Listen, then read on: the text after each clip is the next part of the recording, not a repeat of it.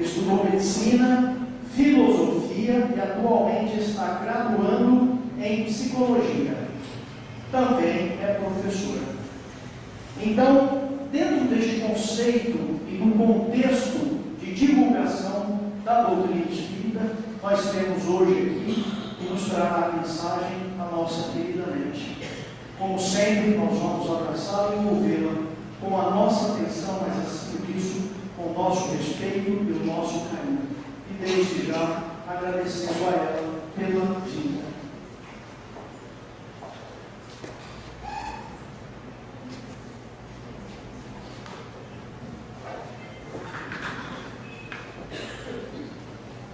Ele falou finalmente professora, não, primeiro professor. A nossa primeira vocação é professor.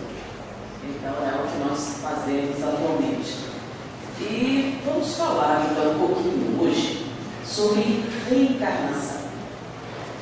Porém, normalmente, quando se fala sobre reencarnação, se fala a respeito do que é reencarnação, como se faz a reencarnação, como a gente reconhece a reencarnação, ou a influência da reencarnação nos nossos relacionamentos, por exemplo, passados e presentes, as ligações familiares, coisas parecidas. Nós gostaríamos de falar sobre reencarnação, mas fazer uma abordagem um pouquinho diferente. Para que serve na nossa vida diária saber sobre a reencarnação? E não que a reencarnação existe, e sim saber sobre a mecânica da reencarnação. Porque muitas pessoas acham interessante. Não, é importante saber que a reencarnação existe, mas não é tão importante assim saber como é que ela funciona, como é que se dá a reencarnação. Em que isso afetaria a minha vida pessoal, por exemplo? Acreditar na reencarnação afeta sim, saber se meus filhos têm ligação do passado, se as pessoas que eu encontro têm, mas a mecânica da reencarnação afeta a nossa vida diária? Então é isso que nós gostaríamos de falar hoje. E como a gente é professor, tem um vício de quadro negro, uma coisa. E eu gosto desse quadro assim de giz, é mais gostoso demais. Esses nomes me agradam tanto. Então vamos falar um pouquinho sobre a reencarnação. E por que a gente resolveu fazer essa abordagem? Nós estávamos tendo uma aula sobre psiquiatria, uma das primeiras aulas de psiquiatria, e ele estava abordando, fazendo uma divisão, a grosso modo, do que seriam os transtornos mentais. Então, a nível de internação em hospitais, ou não. Então, ele diz assim, a grosso modo, para fins estatísticos, ou seja, não é para fim científico, nem para fim de estudo, mas para fins estatísticos, os médicos devem dizer que tem uma gradação para fazer, por exemplo, gráficos dos níveis de transtornos mentais da população, para que o governo tenha uma visão dos transtornos psiquiátricos com relação à população. Então, ele descrevia mais ou menos assim: nós temos os transtornos mentais graves, que são aqueles passíveis de internação.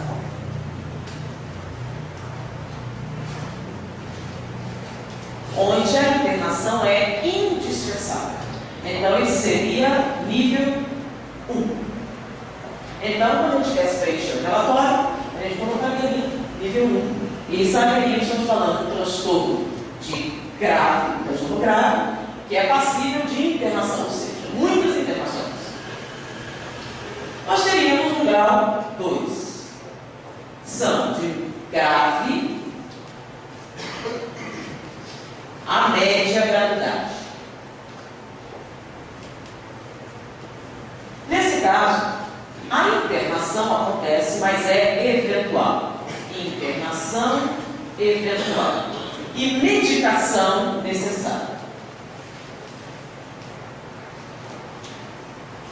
Então, nos casos 1, a internação é indispensável.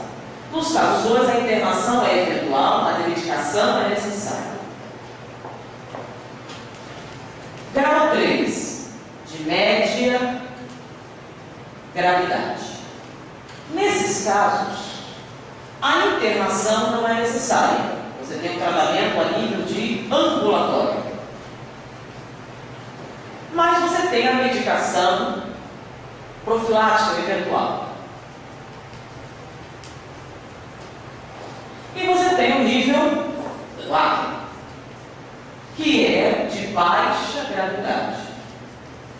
Nesse caso, não há internação e não há medicação. Você tem um tratamento psicoterápico. Isso não é um estudo científico, não é uma divisão científica, nem uma divisão didática, é uma divisão institucional. Então, quando ele preenche as linhas, a gente divide assim. Então, ele fez essa primeira divisão.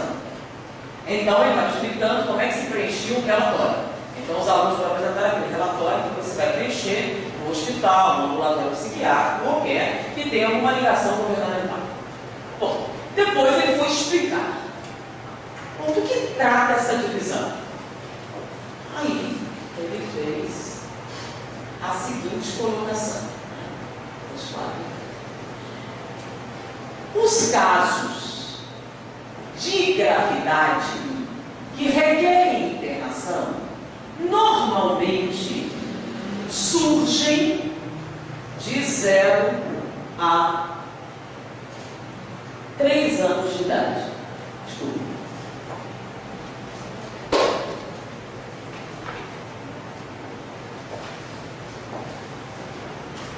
De 0 a 3 anos de idade.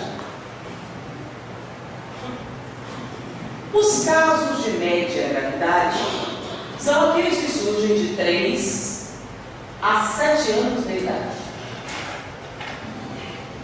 Os casos de gravidade, os casos de média gravidade, são aqueles que vão de 7 aos 12 anos de idade. E os de baixa gravidade, de 12 em diante. E aí ele vai fazer uma especificação maior. O que acontece de 0 a 3 anos de idade? Na verdade, eu cometi um erro, gente. Eu vi o erro e fiz mesmo assim. De 0 a 6 meses, de 6 meses a 3 anos, de 3 anos a 7 anos. E aqui de 7 em diante. Essa que eu fiz aqui é uma outra. Vamos voltar aqui. De 0 a 6 meses é quando nós desenvolvemos o erro. Vocês prestam atenção? Quando a criança descobre o pezinho. Já viram a criança brincando com o pezinho? O bebê? Ou descobre a mão, ela fica olhando a mão, como se a mão fosse uma coisa estranha, diferente. Então já viram as crianças brincando com isso? Então nessa fase de 0 a 6 meses, a criança desenvolve o eu. Ela sabe o que é ela e o que é outra coisa.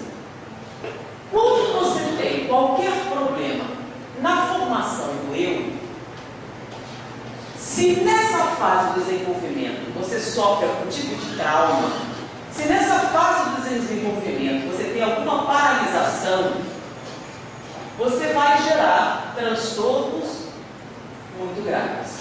Como, por exemplo, epifrenia, oligofrenia, esquizofrenia graves. São aqueles que a internação é quase que inevitável. De 6 meses a 3 anos é quando você tem a formação, o reconhecimento do outro. A criança descobre que ela é um indivíduo. A mãe é outro indivíduo. Aí ela descobre o pai e outras pessoas. Então ela reconhece essas pessoas como sendo diferentes e separadas dela. Então ela já reconhece a mãe, ela reconhece o pai, mas reconhece como um outro indivíduo.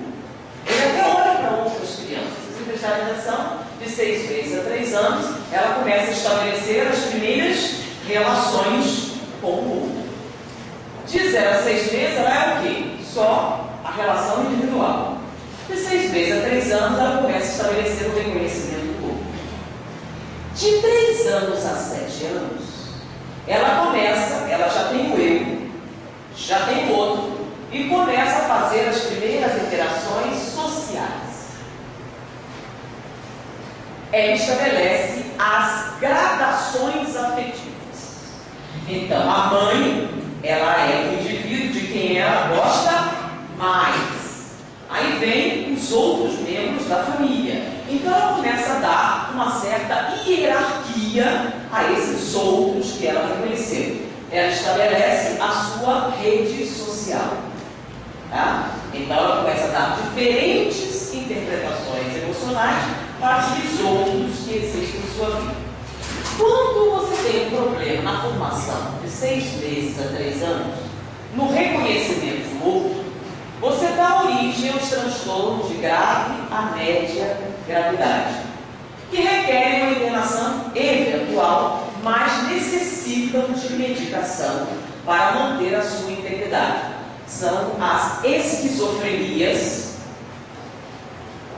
diferente dessa aqui, esquizofrenias paranoicas, né? Esquizofrenias, você tem algumas psicoses, você tem alguns transtornos da personalidade graves, mas não tão graves como este, e nesse caso ele é perigoso para si mesmo e perigoso para o outro.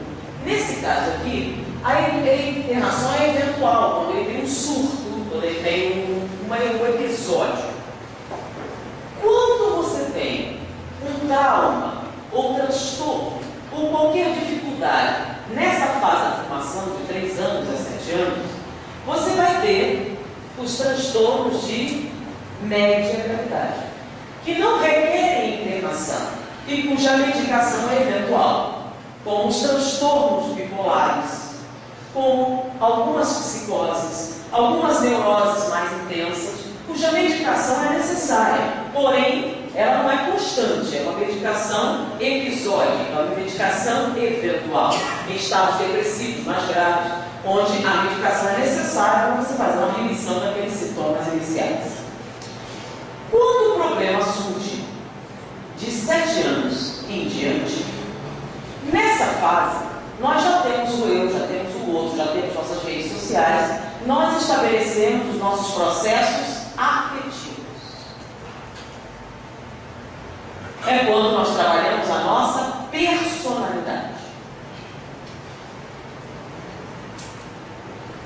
Quando nós temos algum problema nessa fase do desenvolvimento, nós temos chamados transtornos de baixa gravidade. São aqueles que não necessitam internação, não necessitam medicação, em que o tratamento usual é a psicoterapia. São as neuroses, algumas psicoses leves, em que a medicação ela é possível ou não, e é apenas sintomática. No máximo, um ansiolítico. Mas não é usual se dar medicação para esse tipo. Isso aqui, gente, falo de novo, não é uma divisão didática, tá? É administrativa. E o professor estava, então, desenvolvendo a explicação de por que eles usaram essa divisão. Então, é uma divisão a grosso modo, tá? Existem divisões mais perfeitas que levam em consideração o desenvolvimento cerebral, que levam em consideração o desenvolvimento psicomotor, que levam em consideração o desenvolvimento mental, tá? Que são da psicologia. Essa aqui é uma divisão da psiquiatria e para efeitos administrativos. Porém, a grosso modo, essa divisão é pertinente. Tá? E o que é que isso tem a ver com reencarnação? A primeira vez que nós ouvimos essa divisão, ela nos calou muito fundo. Porque se vocês notarem bem, esses números aqui nos lembram uma literatura popular, espírita, que são os livros de quem?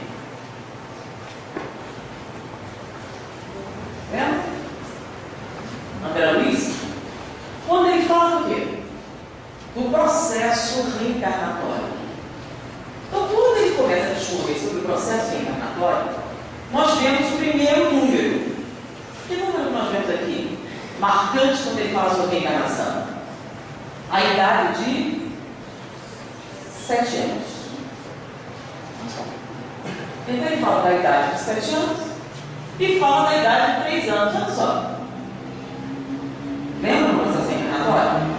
Então, André Luiz diz que a reencarnação física se completa aos 7 anos de idade. Porém, a reencarnação como um todo só se completa na puberdade. Então, nos 7 anos, você tem a ligação do espírito molécula a molécula. Nós estamos totalmente ligados ao corpo, e aqui é o término da reencarnação física. E a puberdade, que vai daqui em diante, é quando se completa a reencarnação, em termos gerais, física e mental. É quando nós assumimos a nossa sexualidade. Então a reencarnação se completou totalmente. Por isso, algumas vezes, nós temos uma grande diferença de personalidade quando a mulher é criança até a puberdade. E essa divisão nos chamou a atenção porque ele faz um comentário a respeito dos 3 anos de idade, quando muitos processos reencarnatórios têm fim. Como o desejo ou não de reencarnar pode afetar gravemente a criança nessa fase. Então, olha o que ele fala: 0, 3 anos, 7 anos. Não tem uma certa coincidência aqui? Aí, analisando o processo reencarnatório, vamos ver essa coincidência. Quando é que começa a reencarnação? No Livro dos Espíritos. No processo, no momento da fecundação, né? No momento da fecundação, nós temos uma célula-ovo, tá? Com 46 cromossomos. Uma única célula.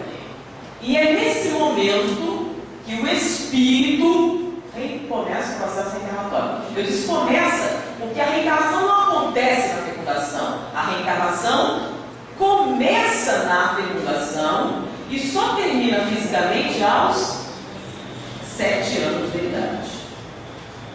Então nós temos o perispírito. O perispírito é formado de quê?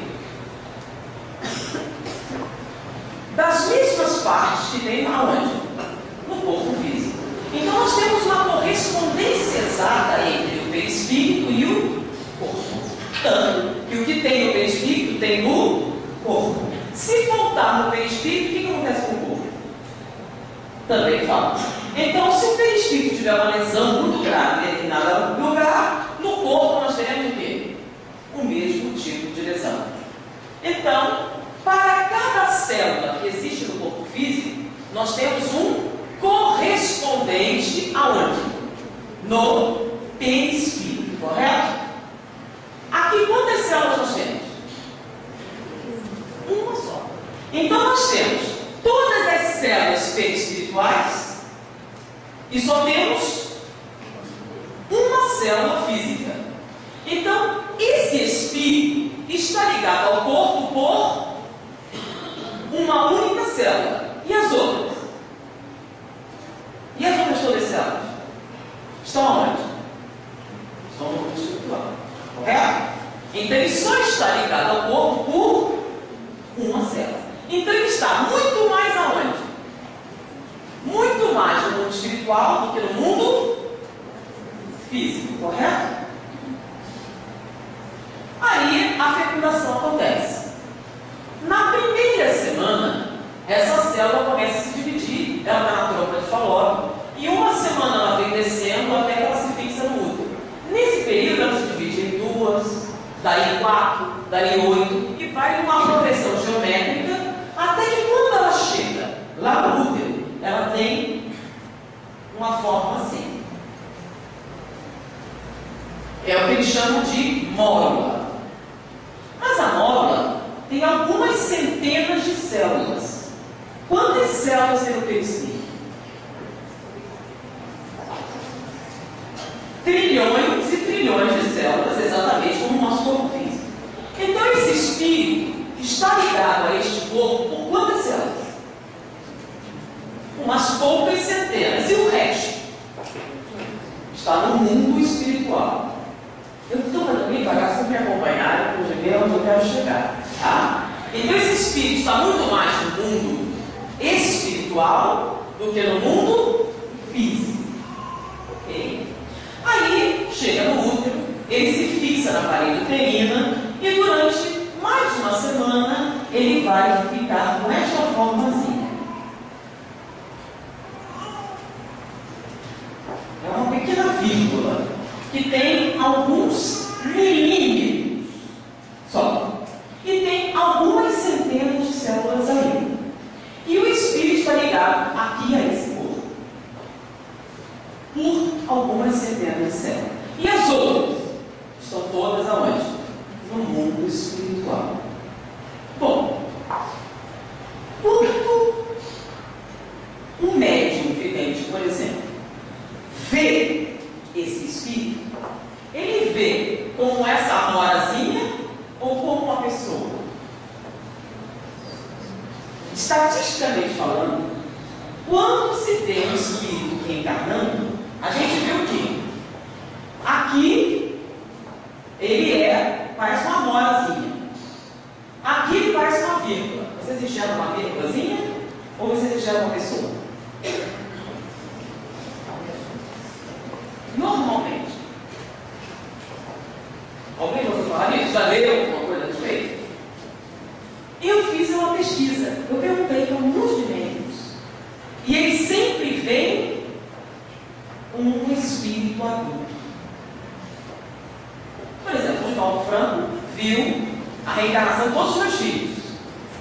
Viu a reencarnação de todos os meus irmãos. E ele sempre viu um adulto. Inclusive, ele assim: oi, tio, estou reencarnando. Normalmente ele faz assim, né? É um adulto que assim, ó, estou reencarnando. Todas as vezes que ele escreveu pra gente, ele vê assim. E vários médiums que ele ouviu dizem assim, a mesma coisa. O nome do espírito aparece para ele assim: estou reencarnando. E toda vez que ele sai como? Como um adulto. Essa reencarnação atrapalha muito? São poucas células. Ah, mas se for um espírito inferior, eles dormem, mas continuam adultos. Eles não parecem uma vírgulazinha nem um monte de células esquisitas. Bom, mas essa vírgulazinha começa a crescer. E ela nasce aos 9 meses de idade. Quando o recém-nascido nasce, tá? Acabou de nascer, tem 2 semanas de nascido, quanto tempo ele dorme? Nós temos 24 horas no dia, certo? Quanto tempo ele passa a dormir? Quem tem recém-nascido aqui? Tem nenhum recém-nascido aqui na área? Mas quem teve recentemente recém-nascido na área? Quanto tempo eles passam dormindo? Se não estiverem doentes, se não tiverem cólica, se estiverem tudo direitinho, quanto tempo eles passam dormindo? O mais fácil, quanto tempo eles passam acordados? Então, o recém-nascido, bem pequenininho, fica acordado quanto tempo? Cerca de 2 a 3 horas. À medida que ele vai crescendo, né, esse tempo vai ficando maior. Ele passa a mamar mais. Então, quando ele tem 1 mês, quanto tempo ele passa acordado? Cerca de 4 horas. Eu estou falando de bebê sem cólica, sem doença nenhuma. Bebezinho bonzinho, tá? Aos 6 meses, quanto tempo o bebê passa acordado? Lembra? Ele acorda, você dá banho, ele vai ter. Com 6 meses, alguns não dá papinha, mas não tem alguém ainda amamente, tá? Com 6 meses, quanto tempo ele dorme? Sempre tem, gente. Quem lembra? Vamos recordar. 6 meses, mais ou menos, quanto tempo ele dorme? 14 horas eles passam dormindo. 14 a 16 horas eles passam dormindo. Quando eles vêm de 6 meses a 3 anos, esse tempo começa o quê? Quando ele está com 3 anos, ele deve dormir, de maneira saudável, a recomendação, dormir quanto tempo? 3 anos. 12 horas. De 3 a 7 anos. Aí ele passa a dormir quanto tempo? Ainda deveria ser 12 horas. Mas o pessoal já aceita 10. De 10 a 12 horas. E de 7 em diante? estaria semelhante ao adulto. De 10, ele começa com 10, 7, 8 anos, até 8 horas. E que prolonga até a idade adulta. E alguns na idade adulta começam a diminuir mais, né? Concordam? Muito bem. Nesse período, a maior parte da vida do espírito é onde? No mundo físico ou no mundo espiritual? No mundo espiritual. Tem alguma exigência física aqui? Ele tem que realizar algum procedimento fisiológico? Ele dirige alguma coisa aqui? Não. É quase um processo o quê? Automático. Divisão celular constante. Não precisa, não tem nenhum tipo de dificuldade nesse processo. No processo da formação do cérebro, também não. É a multiplicação celular, de acordo com o material genético. Tem grande diferença. Nessa primeira parte, você passa das 24 horas do dia, a maior parte, 20 horas, dormindo. E o que o espírito faz quando está dormindo? O que ele faz agora, quando a gente é adulto? Quando a gente dorme, o que ele faz? Ele sai e vai para onde? Para o mundo espiritual, certo? Agora imagina que tem 24 horas no dia e ele passa 20 dormindo. Quando ele sai do corpo, ele sai como? Sai como um bebezinho de um mês ou sai como um adulto? Como é que sai? Com um mês. Ele sai como um bebê ou sai como um adulto? Ele sai como um adulto. Primeiro porque o cérebro não exige nada. Lembra? Quando é que a reencarnação se completa? Aliás, por que ela se completa aos 7 anos? Porque biologicamente, aos 7 anos, é quando você tem todas as células físicas necessárias. A partir dos 7 anos, você faz o quê? Crescer em massa. Mas aqui você tem todas as estruturas completas. Então aqui, o espírito está ligado ao corpo, molécula a molécula. Então, aqui ó, de 0 a 3 anos, quando o espírito sai do corpo, ele sai como um adulto. De 3 em diante, ele sai como criança. Então, esse período de 3 a 7 anos é quando gradativamente o espírito perde a consciência passada e adquire a consciência presente. Porque de 3 a 7 anos ele começou o quê? A usar. Aqui ele está formando o corpo. Aqui ele está formando o cérebro. Aqui ele está começando a quê? A usar o cérebro. A exigência é maior? Muito maior. Lembra? Quanto tempo ele está dormindo agora? Metade da idade. Então metade ele passa no corpo e a outra metade no mundo espiritual. Só que aqui o espírito começa a perder a consciência. Porque o cérebro começa a se ligar ao perispírito molecular. O cérebro entrou em atividade e começa a exigir a atividade do perispírito. Nesse momento, o espírito adulto começa a perder a noção de si mesmo e adquirir a forma da criança. Tanto que se a criança morre antes dessa época, ela vai para o mundo espiritual como adulto. Se foi dessa época em diante, ela vai como criança e se desenvolve no mundo espiritual. Isso é embrião, lembra?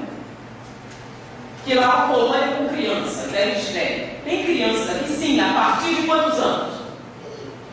A partir de 5, 6 anos, se você desencarnar, sabe que é criança e vai paulatinamente se desenvolvendo novamente no mundo espiritual. Mas se for antes disso, você volta como? Como adulto. Deu para entender isso? Agora, essa é a informação de Ana Luiz. Será que tem procedência? Princípio de universalidade de Allan Kardec. Tem alguma outra informação de origem espiritual que corrobore isso? Sim. Nós temos algumas pesquisas realizadas em torno da reencarnação. E um fenômeno da reencarnação é o das memórias espontâneas. Já ouviram falar? Crianças que espontaneamente se lembram de encarnações passadas. Quem escreve sobre isso? é o Dr. Banerjee, indiano, a doutora Ellen Van Bach, que é canadense, e a Stevenson, que é americana. Então eles descrevem chamadas memórias espontâneas. É muito comum nas crianças e normalmente desaparecem com que idade? É comum, elas começam a apresentar esse tipo de memória a partir dos 3 anos, né? Em torno de 2, 3 anos, elas começam espontaneamente a falar coisas da vida passada e eles falam para os pais não se preocuparem, porque em torno de, na verdade, um pouco antes, né? A partir dos 5 anos de idade, elas começam a desaparecer. Que é justamente o momento, né? Que é entre 3 e 7 anos, né? Com 7 se completou. Com 3 começou a exigência. Entre 3 e 7 anos, que idade nós temos? Justamente o quê? Sim. Que é a idade que os profissionais descreve como o momento em que as memórias espontâneas começam a desaparecer. Que é justamente quando os espíritos perdem a consciência. E quando eles começam a ter o cérebro ligado a este novo corpo, e quando eles saem do corpo, o que eles são? Crianças. Aquelas memórias que essas crianças apresentam são o quê? Quando o espírito sai do corpo, ele é um adulto, certo? Então ele se lembra perfeitamente da sua vida anterior. Então, fica muito tempo lúcido e quando ele vem, ele traz algumas lembranças. Porém, à medida que ele perde a consciência, essas memórias espontâneas tendem a desaparecer. Então já temos uma segunda fonte de informação corroborando esse material de André Luiz. Ok? Pegaram? Muito bem. Então agora, vamos falar sobre esses transtornos aqui. Vamos ver que esses transtornos descritos batem certinho com essas informações de André Luiz e com essas informações da doutora Ellen Van Bach, do Dr. Banerjee, do Dr. Alan Stevenson e do Dr. Morris Nesser. Quando é que nós temos o surgimento dos transtornos mais graves? De 0 a 6 vezes. A explicação científica velha é o quê? É que nesse momento no cérebro estão se formando as estruturas que vão permitir o desenvolvimento do eu, as partes mais básicas da personalidade. E se você tiver um eu fragmentado, você dá um processo esquizoide, que seria a origem A, essa esquizofrenia muito grave. Ok? Mas de que trauma estamos falando? Ele não está falando de trauma físico, e senão seria uma doença neurológica. Ele está falando de trauma o quê? De natureza psicológica, um trauma mental. É disso que ele está falando. Bom, que tipo de trauma pode ter um bebê de 0 a 6 meses? Na verdade, eles falam do útero, né? Do útero a 6 meses de idade. Ele entende alguma coisa? Ele tem algum tipo de lucidez? Imagina que eles são ateus, certo? Ele escuta alguma coisa? Eu me lembro do professor dizendo que essa coisa de memória intrauterina era bobagem, que não existia. Aí ele foi dizer por quê? Sabe por quê? Porque os bebês não têm ouvido, não desenvolveu ainda. Então como é que ele vai escutar o que a mãe disse? Sim, é uma fala dele, lógica. É porque é o ouvido da criança que escuta? Não é o ouvido da criança que escuta. Então é o seguinte, para você admitir a memória intrauterina, você tem que admitir que existe o quê? Então todo psicólogo que fala de memória intrauterina, ele é espiritualista. Mesmo que ele diga que é ateu, tem que ser espiritualista. Porque se for ateu, não aceita a memória intrauterina. Tá? Por quê? Porque o feto não tem ouvido. Bom, então ele não escuta coisa nenhuma. Então se escutou, foi o espírito. Mas você tem um bebê de 6 meses, num ambiente bem barracizado. Como a gente acha que bebê não escuta nada, a gente pode falar o que quiser, né? Eu não queria que você tivesse nascido. Você é um transtorno na minha vida. Você é um entrave na minha existência. Se eu tivesse. Só que, quando você fala isso, você acha que está falando para um bebê. Você acha que o bebê não entende nada. Para as crianças maiores, você não fala assim, né? Porque você acha que com 3 anos, 4 anos, ele vai entender. Quando é justamente o contrário. Se você disser para o bebê de 0 a 6 meses, eu te odeio, eu te detesto, você é um estorvo. Quem é que estuda? Um espírito adulto. Como é que o adulto reage quando alguém diz para ele: eu te odeio, eu te detesto, você é um estorvo? Como é que você? Olha só, eu nem conheço você, mas ouvindo essas palavras, como é que vocês reagem? Mal? É uma reação de responder? Ou imagine se você está ouvindo isso da própria mãe, ou de alguém bem próximo. Qual é a sua reação? O problema é que esse espírito está realizando um trabalho muito complexo. Qual? Ele está construindo lembra? De 0 a 6 meses, ele está construindo o cérebro. Lembra? Ele está presidindo a formação do cérebro. O cérebro, isso é informação. Os neurônios estão se multiplicando. Eles se multiplicam até quantos anos? 4, 5 anos. Olha só a coincidência. Olha as datas. Olha os números. Então, enquanto os neurônios se multiplicam? De 0 a 4 anos, 4, 5 anos. Não é verdade? Que é justamente quando as memórias cerebrais aparecem. É quando o espírito perde a consciência. Olha a coincidência. Que coincidência nenhuma. Não, olha só a uniformidade da informação. Então, quando você expõe um bebê de 0 a 6 meses a esse tipo de ambiência hostil, quem reage a ela não é um bebê, é um adulto. E os adultos costumam reagir muito mal aos ambientes hostis, não é verdade? Só que ele está no processo de formação do cérebro. E nesse momento, ficar muito zangado é positivo? Lembra? Que é um processo sutil de construção. Então, a sua vibração, o seu estado emocional, vai responder diretamente pela formação dessas células cerebrais. Então, no momento em que você fica com ódio, em que você fica frustrado, em que você fica magoado, em que você fica transtornado, você plasma os chamados transtornos estruturais, que são justamente a base da formação da personalidade, o que dá origem aos transtornos mais graves. Se você pega de 6 meses a 3 anos, o cérebro ainda está em formação, mas a parte mais básica já está formada. Então, se você expõe uma criança de 6 meses a 3 anos a esse tipo de ambiente hostil, quem que escuta? É um adulto, lembra? Quando é que ele começa a deixar de ser adulto? A partir dos 4, 5 anos.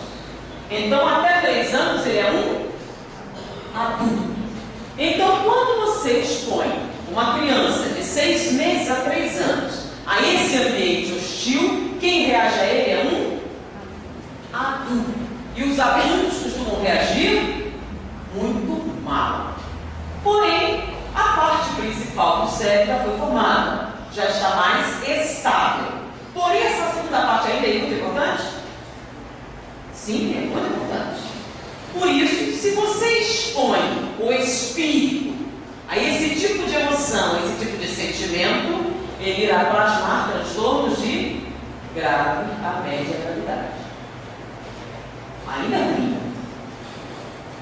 Mas se em vez de você xingar seu bebê, você xingar seu menino maiorzinho, de 5 anos mais ou menos, o que ele entende quando ele diz, eu te odeio?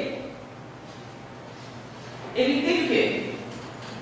Mais ou menos, até porque ele esquece de brincar e esqueceu que você falou isso. Não acontece muito com criança. Você fala, não, pai, quero esquece, ela não compreende muito bem. Porque quando você faz isso com sua criança de 3 a 7 anos, quem é que escuta?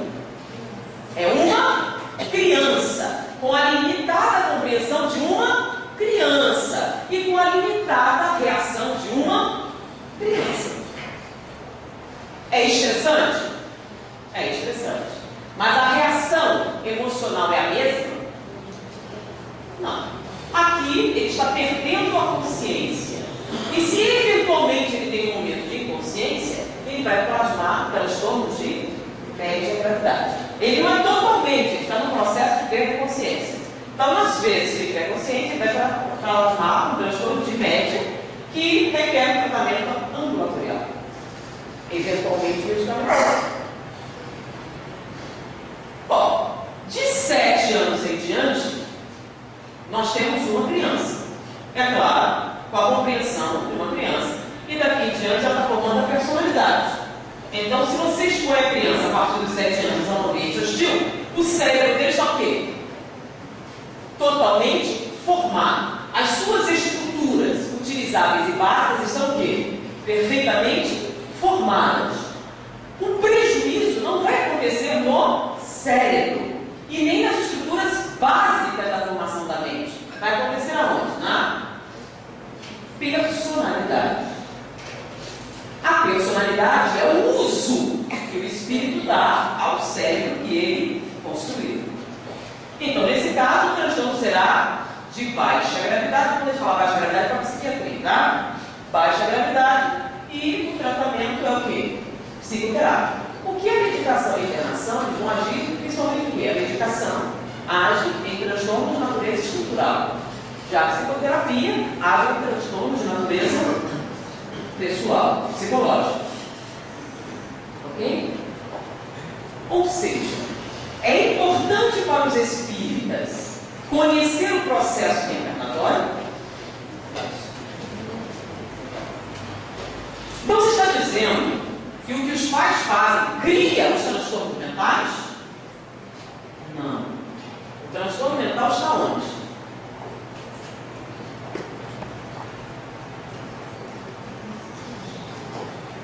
Nós temos um espírito que traz de si uma culpa, e essa culpa está no espírito.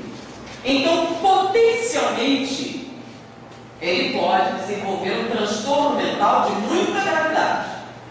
Aí ele reencarna numa família espírita que assistiu essa palestra aqui.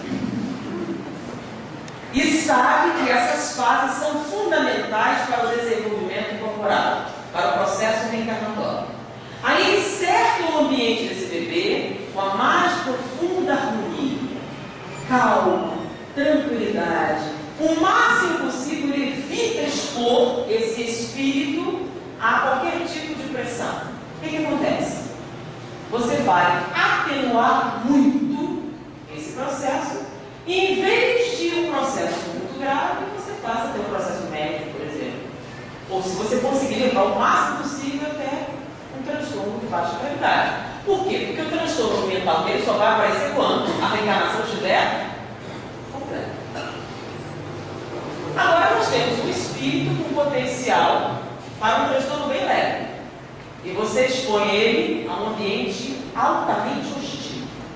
Então você colabora para que esse transtorno seja bem maior. Porque a gente sabe que sofrimento dessa natureza não é de um sozinho, né? A família toda está o quê? Envolvida. E o transtorno mental não afeta só o paciente, afeta quem? Toda a família. Então todos estão envolvidos no processo. Tá? Então a maneira com que você lida com o processo reencarnatório é fundamental para que o espírito desenvolva sua saúde mental. Porque veja bem, essa primeira fase aqui é terrível para o espírito. Imagina que você está cego, surdo, mudo e tetraplégico e alguém tem que trocar suas fraldas. Imagina você adulto sentindo isso. É agradável? É exatamente o que ele está sentindo. A gente acha que bebê é uma gracinha, mas o espírito é um horror. Ele está cego, surdo, mudo e tetraplégico e alguém tem que trocar as fraldas dele. E o pior, ele está lúcido. Então, tudo que você disser de maneira ofensiva, ele vai ser muito sensível a isso. falo também em algumas palestras, né? Um caso de uma mãe que veio conversar com ele falando que com certeza a sua filha tinha um problema kármico com ela. Porque desde que ela nasceu, a criança tinha horror à mãe. Ela não permitia que a mãe pegasse no colo, não quis ser amamentada daquela mãe. E ela reagia violentamente toda vez que a mãe queria pegá-la no colo. Desde que ela nasceu, o bebê, quando ela pegava, gritava horrivelmente. Só se acalmava se desse para a pessoa. E assim foi, a menina já estava com quase 3 anos de idade, e não permitia que a mãe abraçasse. Então ela foi falar com o Divaldo para perguntar se era um processo reencarnatório. E aí o Divaldo ficou com os olhos adiante e disse: sim, é um processo reencarnatório, mas não passado dessa reencarnação. Pergunte a ela o que foi que ela disse na hora em que o bebê nasceu. Aí ele falou: eu não lembro, não faço ideia. Tente recordar exatamente o que você disse na hora do nascimento do bebê. E aí está a causa do seu problema. E ela tentou recordar, o marido não se lembrava, e ela não lembrava. E um dia ela estava assim pensando muito, e ela lembrou. O neném, o parto tinha acabado, o neném saiu. O médico pegou e perguntou: é uma garotona. E ela disse: que pena. Nesta hora, o espírito estava lúcido e escutou e reagiu. Você não me quer? Eu também não quero você. E quanto mais a criança reagia contra a mãe, mais intenso ficava isso, mais o espírito, porque a pessoa fica irritada. Se a criança tem esse comportamento, é natural que você se irrite. Não? Uma criança que te agride constantemente, você fica impaciente. É natural, você fica impaciente. Uma criança bonitinha, imagina a criança que te irrita. E esse aviso ficando maior. Aí ela perguntou: mas eu amo minha filha, o que eu devo fazer? Aí ele perguntou: ainda dá tempo. Quando ela dormir, lembra? A menina tinha 3. Quando ela estiver dormindo, você vá na beira da cama e converse. Diga que você ama, diga o que você sente, entendeu? Explique o que aconteceu e fale tudo o que você gostaria de falar para a sua vida. Ele falou: ainda dá tempo. Por que ainda dá tempo? Porque o espírito ainda não perdeu a consciência. E explicar a situação para uma menina de 7 anos não adianta. Mas como ela ainda tinha 3, ela tinha 1 ano mais ou menos ainda de chances de convencer este adulto, esse espírito, de que as coisas não eram bem assim como ele imaginava. Ela começou todos os dias, a criança dormia, ela começava a conversar com ela, conversava com a mãe. 6 meses depois, a criança acordou e chamou: mamãe. A criança não chamava mamãe, chamava mamãe dela. Fulano: mamãe, tive um sonho. Sonhei que você me amava, é verdade? Sim. E ela abraçou a mãe a primeira vez. Mais um fato mediúnico que vem corroborar essa colocação. E em várias outras histórias, Divaldo escreve essa mesma situação, lembra? Fale quando estiver comigo. Mas eu vi, numa outra situação, ele dizer assim: eu estou falando cuidado comigo. Não adianta mais. A criança já tinha 6 anos. Aí ele recomendou que ela fizesse terapia. Por quê? Porque essa conversa do sono só vai funcionar o quê? Até mais ou menos 4 a 5 anos. Uns mais, uns menos, sabe? Vai um pouquinho, mas mais ou menos isso. Ou seja, reconhecer as fases da reencarnação são importantes para o espírito. São ferramentas imprescindíveis para o desenvolvimento emocional. Então nós temos a pedagogia espírita. Então você fala: conversa com seu bebê, explica.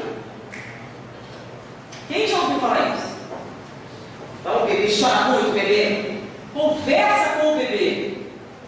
Tem vários que falam: conversa com o bebê. Fala mesmo com um número de mães, eu não sei quem começou a fazer isso aqui, nem entra em contato conosco, falando o quanto funciona conversar com o bebê.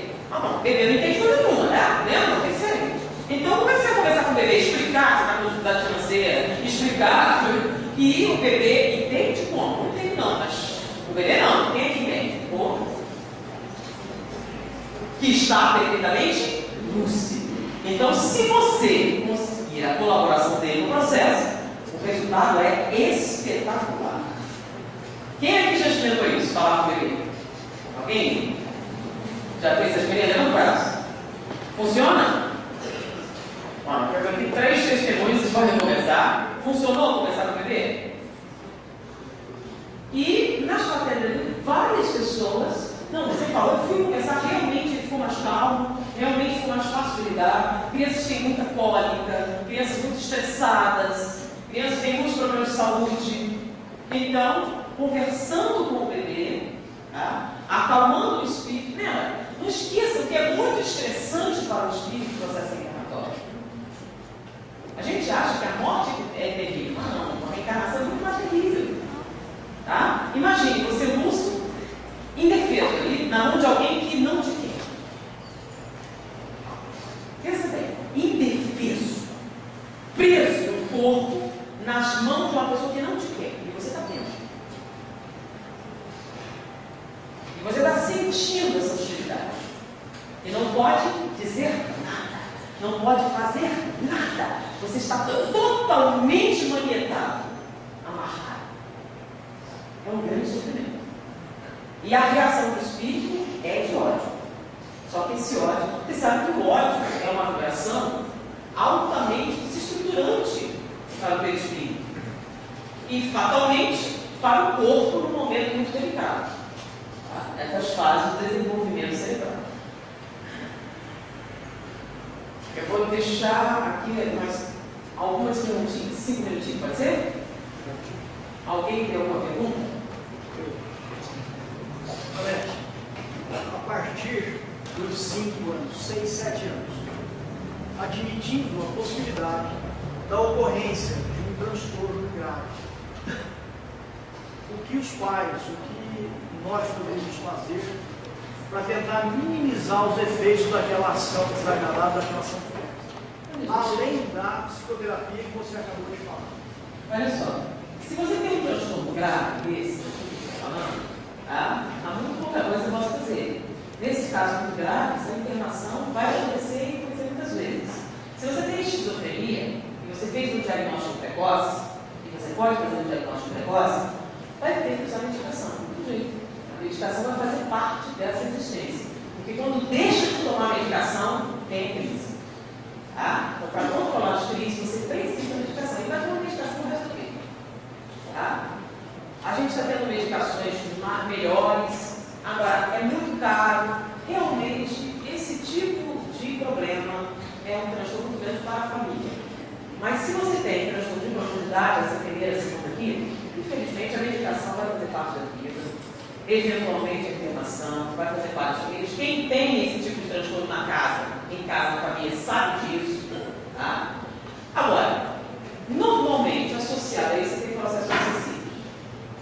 Normalmente sim. Então, o tratamento de saneamento do ambiente da casa é muito importante. Então, ambientes em que você tem o evangelho, em que você faz um saneamento, passe periódico, tratamento espiritual sempre, que é vitalício o tratamento espiritual. Esse aí não vai sair. Ele vai entrar e não tem, por exemplo, ele vai fazer sempre, o resto da vida. Então, ele fazendo tratamento espiritual, o que acontece? Você evita que a obsessão agrave o problema que já está lá. Então, por exemplo, a gente estava conversando aqui, estava escrevendo um hospital psiquiátrico, que tinha umas salas que ele cedia para centros espíritas fazerem reuniões de obsessão. E eles fizeram um gráfico do uso de tranquilizantes. À medida que o número de reuniões mediúnicas se multiplicaram na instituição, caiu o número de injeções tranquilizantes que eles tinham que dar aos doentes. Então, eles se vários centros espíritas para terem reuniões mediúnicas todos os dias, com o objetivo de atender os doentes psiquiátricos. À medida que o processo foi feito, diminuiu muito as crises violentas que eram o que eles eram atendidos. Então, ou seja, a obsessão é um fator agravante. Então, você trabalhar os processos obsessivos, evitar que isso aconteça, no máximo possível, para evitar. Mas, se você saneia um ambiente, se você torna um ambiente desagradável para essa entidade, você facilita, você tranquiliza muito isso. Nesse caso, terapia de falar com o espírito, depois dessa idade, não vai fazer diferença. Você vai fazer psicoterapia mesmo, vai tratar. Tá? O que você tem que fazer é a profilaxia. Você não sabe se esse espírito tem ou não tem potencial. Então, você tem que saber, sabendo do processo reencarnatório, sabendo o que pode acontecer, você tem que se preparar. Então, quem quer ter filhos e não quer ter trabalho, não tem filhos. Porque ter filhos dá trabalho. Então, se você não está disposta a ter todo esse trabalho, existem várias técnicas, tá, que impedem você de ter filhos. Então, hoje em dia, você pode ter essa opção, porque ter filhos dá trabalho. Então, se você fizer a opção de ter filhos, você tem que estar consciente desse processo, tem que estar consciente das dificuldades e tem que trabalhar muito.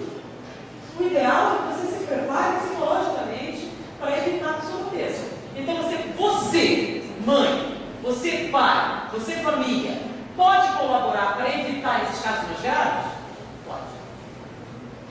Pode sim. Você, pai, você, mãe, você, família, pode agravar também? Tá? Porque o espírito não adressa sozinho. Normalmente, a família que nos compassa, né? Isso aí eu não posso acertar. Mais alguma pergunta? Pode ser nada. Essas condições que vou fazer.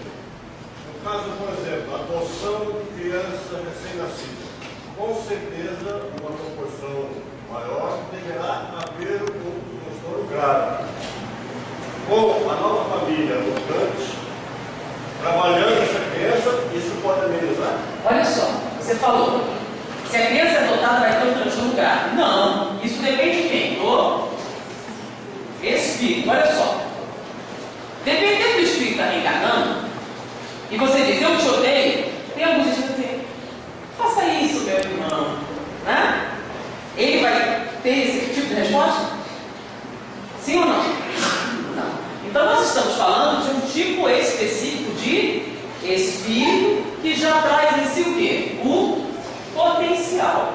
Porque a doença mental não é você que faz, é a pessoa que aceita ou não. Então é claro que o pai e a mãe colaboraram, mas quem é que fez o problema? Quem foi que fez? Foi o espírito. Compreende? Nós temos um amigo que é considerado o quinto maior homeopata, né? E ele fez um perfil psicológico de algumas doenças. E uma delas foi o câncer. Olha o que ele disse? Quem não tem ódio, nem mágoa, não tem câncer. Porque o ódio e a mágoa são altamente cancerígenos. Então, se você não guardar nenhuma mágoa no coração, nem ódio, não terá câncer. Então, o que eu falei aqui da resposta desse espírito? Nós estamos falando de quê? Qual foi a resposta que ele deu à rejeição? O ódio é extremamente o quê? Desagregante. Então, eu estou falando da responsabilidade dos pais, mas eles são o quê? Só colaboradores.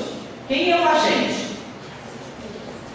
É o espírito, entendeu? Então, não é o pai, a mãe, a sociedade, os culpados do seu transtorno. Quem é o responsável? Quem é o responsável? O próprio espírito. Porque Freud bota muita culpa na mãe, né? Então, se tem problema, a culpa é da mãe. Os espíritas não concordam muito com isso. Por quê? Porque, segundo o espiritismo, cada um tem a mãe que merece, certo? Então, não é culpa da mãe. Então, nesse sentido, o que a gente está falando é sobre a responsabilidade dos espíritas na compreensão disso e de passar esse conhecimento para frente. E quando a gente faz atendimento, com gestantes principalmente, passar esse conhecimento da importância do ambiente, da importância, do cuidado com o que você diz, os jovens pais também, a importância do que ele desenvolve. Você está adotando uma criança, está vindo no ambiente hostil? Depende do quê? Do espírito. Porque se fosse assim, fatal, Chico Quer vida mais hostil do que ele teve? Uma vida miserável, de tortura. Então, tecnicamente, esse nível de tortura que ele sofreu na infância gera o quê? Psicopatas assassinos, não? Ele tinha tudo para ser um psicopata assassino. Ele ficou? Por que não? Porque em vez de reagir com ódio, né, ele não fez isso. Então é claro que sempre tem a opção do espírito, tá? Então o ambiente é hostil, mas o espírito escolhe odiar ou não. Entendeu o que nós falamos? É porque a gente tem uma tendência maniqueísta, né? Fechar tudo em quadradinho. Não é assim não, tudo meio, não é preto e branco, meio cinza. Então tem tons mais cinza, mais chumbo, e tem os mais clarinhos. Então, os pais, eles são co-participantes do processo, mas eles não são os agentes do processo. Entendeu? Então, nós podemos atenuar ou agravar o problema que está onde? No espírito. Então, se você está adotando uma criança que você não sabe de onde vem, você vai ter o quê? O dobro de cuidado para falar com esse espírito. Tá? Então, você pode doutrinar esse espírito? Claro. Pode doutrinar esse espírito. Quer ver mais uma informação que confirma esse processo reencarnatório? Quantas vezes na reunião ordinária você recebe espírito reencarnante para convencer a reencarnar que está desistindo? O que acontece se no processo reencarnatório o espírito desiste? Aborto espontâneo. Nós temos vários livros espíritos que tratam do quê? Da doutrinação de espíritos reencarnantes. Porque se ele desistir no meio, o que acontece? Bom, mas se a criança nascer, se ele desistir aqui entre 0 e 6 meses, o que acontece? A criança definha e morre. Nós temos vários relatos, a criança define e morre. Mais de 6 meses a 3 anos, já não acontece isso. Porque o processo já está muito adiantado. Então, se o espírito desiste, ela não morre mais. Por quê? Porque o espírito já está preso. Mas o que acontece? O que é muito comum acontecer? Autismo. Que é o quê? Ele não morre mais, mas ele se nega a quê? A estabelecer um processo. E quando é que o autismo aparece? Quando é que você reconhece? 2 a 3 anos. Pouco antes disso, você tem o quê? A criança definha, até o nascimento ela tem aborto espontâneo, depois disso ela definha e morre, mas depois que o processo já está avançado, ela já não morre mais. Porém, ela não desenvolve o quê? O que nós temos aqui? Lembra? Aqui é o eu, aqui é o... O que o autista não faz? Não se relaciona com quem? Todo caso de autismo é isso? Não. Nós temos um caso relatado no livro de Floriano de Miranda, que é uma outra coisa, que a origem está no espírito que se nega ao processo reencarnatório. Ele tem medo do que vai acontecer com ele. Tá? Então ele foge. Ainda é o que nós estamos falando, é da reencarnação. Respondeu a nossa pergunta? Qual é a consequência desse espírito que não quer que desiste da reencarnação? Se ele desiste da reencarnação bem cedo, é aborto. Se ele desiste nessa primeira parte, é a morte. Qual é a consequência que ele vai ter de ter desistido da reencarnação? Gente, a reencarnação é essencial, ele perdeu uma chance. Né? A próxima vai ser mais difícil, né? A gente perde o primeiro ônibus, o segundo nem sempre tem alguma boa. Aí, se a gente adiar muito, vai ter que pôr qualquer coisa, pendurado, de carona. Aí você perde a escolha. Então, no primeiro, você escolhe o assento, você escolhe se vai na frente, se vai de leito ou não. Então, você deixa para comprar a passagem na última hora. O que acontece? Pode ser que você não viaje. Então, você chega na frente e olha, eu quero uma família, uma situação financeira agradável, eu quero nível educacional, eu quero plano de saúde, eu quero isso, eu quero aquilo. Se você está na frente da fila, você tem um montão de escolhas, não é? Mas hoje em dia nós temos um problema. Se fosse em 1920, era moda. Cada casal tinha o quê? 6, 7 filhos, certo? Agora, o povo que tem plano de saúde, escola, tem quanto? E olha lá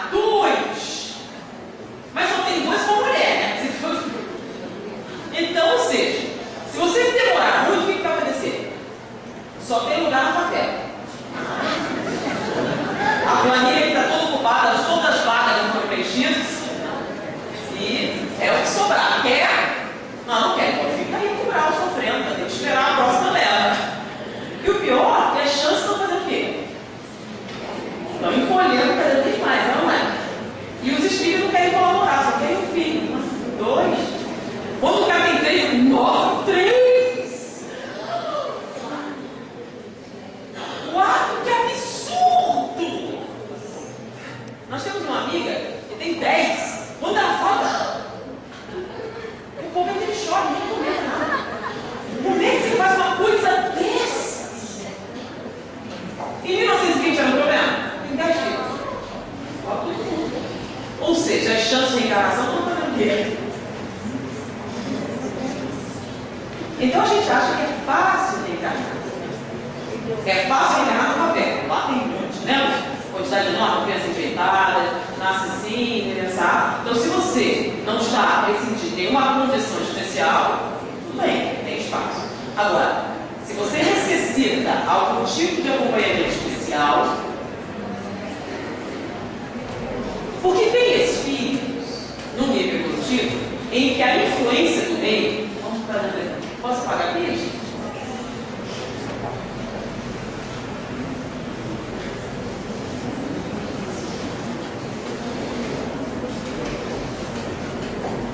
Imagina aqui um retângulo, tá?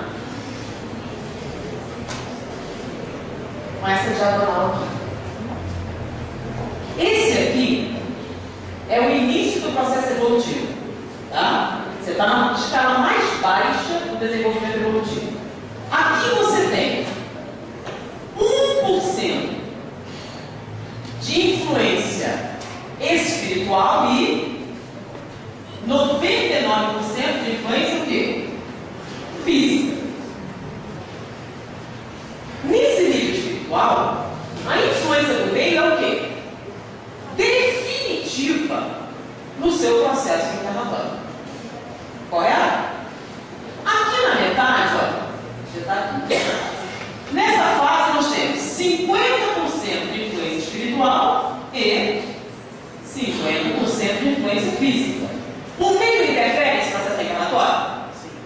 Então, se você nascer na favela, você é uma pessoa. Se você nascer numa classe média com educação, você é a mesma pessoa? Não. Ou seja, o meio interfere na sua personalidade? Agora você está aqui no alto, ó. Você tem 99% de influência espiritual e 1% de influência física. Sempre tem influência física? Sempre. Lembra? Renúncia ao ciúme já falava da influência cá. Então, você tem 99% de influência espiritual na reencarnação e 1% de influência. Então, o que acontece? Chico Xavier, seria Chico Xavier no meio que ele nasceu? Madrasta que torturava, passou fome, aquele sofrimento atroz, e ele foi Chico Xavier, certo? Se ele nascesse rico, ele também seria Chico Xavier? Sim ou não? Sim. Por quê? Quanto maior a influência espiritual, menor a influência do meio. Para determinados espíritos, é indiferente se ele vai nascer na favela, se ele vai fazer um cara rico, ele será sempre o quê? Então nós temos, Jesus era filho de um carpinteiro, e foi Jesus, certo? Certo ou errado? Jesus era rico ou era pobre? Teve que trabalhar, teve dificuldade financeira, teve? Faltou comida eventualmente. Sim ou não? Sim. Buda nasceu aonde? Ele era um príncipe, nasceu num palácio. Passou fome? Ele nem sabia o que era feiura. Não sabia o que era feiura, não sabia o que era fome. Nunca tinha visto. Ele só foi ver a cara da fome a primeira vez quando ele fez 18 anos. E ele vai perguntar o que é aquilo. Ele não tinha visto nem gente velha.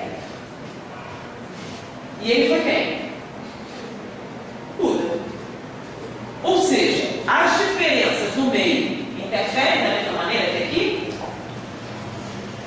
Não. Entenderam a diferença? Tá? Então, essas posições do meio, isso aqui que a gente está escrevendo, é um fato. Aonde? Até o quê? Até um certo ponto da escala evolutiva. Depois disso, por exemplo, aqui, isso aqui que a gente escreveu, funciona aqui, nesse nível? Aqui, a influência do espírito é definitiva. O espírito é superior a nós. Se ele é superior, ele entende os processos. Ele vai reagir para você? Não. Então ele vai ter esses problemas? Tá? Então é claro, não é um fator único, é um fator múltiplo. Mais alguma pergunta? Por que normalmente os problemas graves psiquiátricos ocorrem na fase adulta? Ocorrem na fase adulta? Ele explode na fase adulta. A pessoa aparentemente é normal, de repente. Na verdade, não. Nós somos alunos do professor Mário Pelon. O professor Mário Pelon, ele é o descobridor da chamada esquizofrenia infantil. Ele diz o seguinte: a esquizofrenia aparece na puberdade.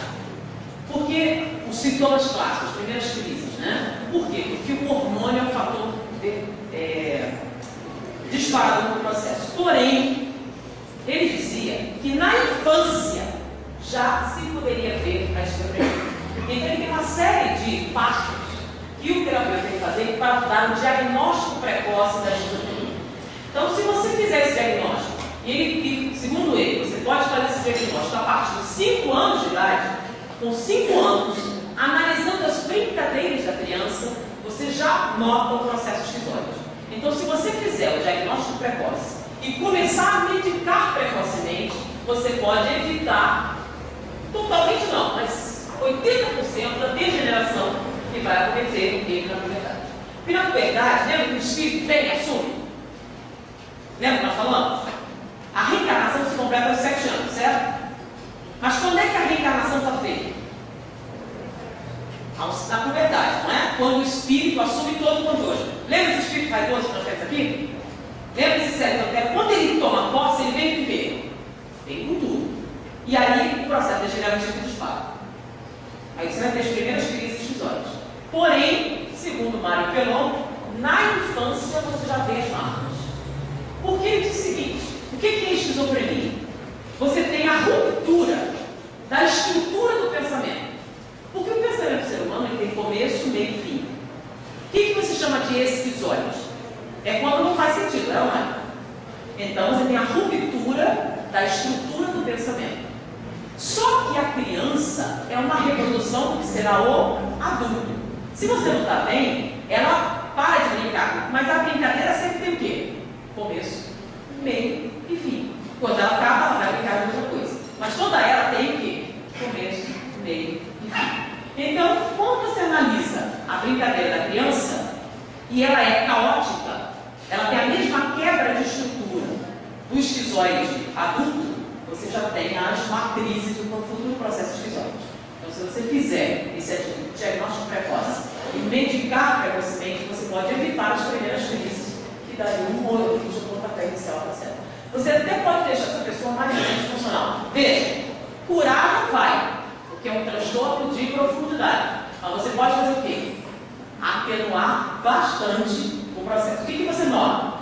Em aqueles pacientes que o diagnóstico não é feito, demora muito, e ele tem muitas crises, o que acontece? Quando começa a medicação, não tem o mesmo resultado que se tivesse começado precocemente. Tá? Mais alguma pergunta? Serial killer, por exemplo, pessoas assassinas, bárbaras. Não, isso é outra coisa. Serial killer é outra coisa. Tá? Não. Isso aqui são, eles chamam de internação. O serial killer é uma pessoa muito inteligente, tem um QI muito alto. O problema dele é outro. Ele não tem noções, ele não assimila noções de moral e de ética. Mas ele pode ser médico, pode ser dentista, ele não tem nenhum problema. E você, inclusive, não vai saber que ele é psicopata. Tá? Normalmente, isso até quando ele faz os crimes. Tá? Antes, não. Alguém levantou antes, mas... Tudo do aborto é a resistência? Ou tem outros fatores que incluem o aborto? Um aborto que? Todos os abortos é a resistência? Não. Estou dizendo assim, tem problemas que são da mãe, do pai, do neném, estou falando assim. Quando o espírito existe, você tem um aborto espontâneo. Mas o aborto pode ser causado por múltiplos fatores. Pode ser fatores alcoolismo, pode ser fatores físicos, pode ser fatores ambientais, estresse, tem um monte de fatores. Eu estou dizendo que no aborto espontâneo, esse pode ser o quê? Um deles. Mas não é a causa de todos os abortos, tá? Outra pergunta? Bom, gente, nós podemos ver que os conceitos espíritas, eles têm aplicabilidade para prática. Então, a comunicabilidade dos espíritos tem aplicabilidade prática no dia a dia. Reconhecer isso tem aplicabilidade prática. Reconhecer a existência da vida após a morte e a influência dos espíritos tem aplicabilidade na prática na nossa vida. Saber a obsessão, o papel que a obsessão tem na nossa vida. E a aplicabilidade prática do reconhecimento do processo reencarnatório é visível aqui para nós. Então é importante estudar. É importante saber a fé da nossa vida. A tese espírita tem uma peculiaridade. Não tem ritual, não tem batismo, não tem nenhum tipo de exigência externa. Inclusive, ninguém pode expulsar você do centro espírita. Não pode dizer que você não é espírita ou excomungar o espiritismo. Por quê? Porque o espiritismo é um processo o quê? Interno. Então não tem nenhuma exigência externa, mas tem uma única exigência interna. É o quê? Aprender. Estudar. Porque o espiritismo é uma filosofia. Filosofia significa amor ao saber. Saber significa conhecimento. E conhecimento, segundo Platão, é uma crença verdadeira e justificada. Se você não é capaz de justificar, vocês acreditam na reencarnação? Por quê? Se você não sabe dizer por quê, não é conhecimento. Se não é conhecimento, não é amor ao saber. Se não é amor ao saber, não é filosofia. Se não é filosofia, não é espiritismo. Então, ser espírita não é frequentar o centro. Ser espírita não é tomar passe. Ser espírita não é nem distribuir sopa. O que é ser espírita? É buscar o conhecimento. Por quê? Porque o espiritismo não é só uma filosofia. É uma filosofia com consequências ético-morais. Ou seja, consequências comportamentais. Então a gente tem que buscar o conhecimento para quê? Para poder, finalmente, mudar o nosso comportamento, mudar a nossa vida e tornar a nossa sociedade mais justa, mais equânime, mais eficiente, mais cristã, mais fraterna. E finalmente, talvez, atender a Deus, nosso Pai que está no céu, e que espera pacientemente que nos dias